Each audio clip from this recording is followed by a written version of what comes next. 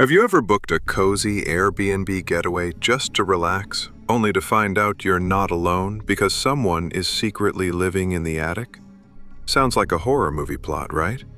But this story, real or almost real, is packed with suspense, creepy twists, and unexpected revelations. If you love bizarre lodging stories, this one's for you. It all started when I decided to take a short vacation to escape my hectic work life. My name is Luis. I'm a graphic designer living in Sao Paulo. After weeks of intense projects and sleepless nights, I needed a few days in the Mantiqueira Mountains, some peace, nature, and a decent Wi-Fi connection for emergencies. I found a perfect cabin on Airbnb. The photos showed a rustic, cozy place with a beautiful view of the mountains.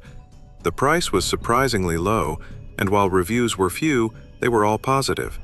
The host, named Roberto, had only 3 reviews, all saying he was discreet and helpful. I booked it without hesitation. I arrived on a rainy afternoon. The dirt road was narrow and surrounded by trees, giving the area a mysterious yet beautiful vibe. The cabin looked exactly like the pictures: dark wooden walls, a lit fireplace, and the scent of pine in the air. But one thing was odd. Roberto didn't show up to greet me. Instead, there was a note taped to the door. "Welcome, Luis. The key is under the blue flower pot. Make yourself at home. If you need anything, message me on WhatsApp." The first few days were peaceful. Morning hikes, coffee on the porch, complete silence at night.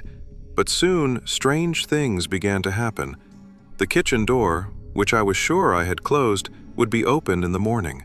Glasses would move.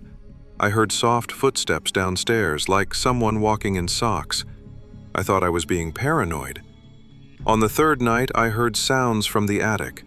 Not the usual creaks of a cooling roof. These were footsteps. Slow, deliberate pacing back and forth, then stopping. Occasionally, a light scratching noise. I asked Roberto if there were any animals up there. Maybe squirrels, but I've never had issues. Just relax and enjoy. On day 4, curiosity got the best of me. I found a small wooden hatch in the hallway ceiling, the attic entrance. I grabbed a chair, climbed up, and opened the hatch carefully. A musty, dusty smell floated down. I peeked inside with my phone's flashlight. There were folded mattresses, a lamp, a laptop, a dirty mug. Someone was living up there. I tried to stay calm. I messaged Roberto. "Roberto, there's stuff in the attic? Looks like someone's sleeping there." His reply came half an hour later. "The attic's for storage. Please don't mess with it." I insisted. "There's food, bedding, clothes. Someone's living up there." No response after that. That night I pretended to sleep. I left my phone recording in the living room.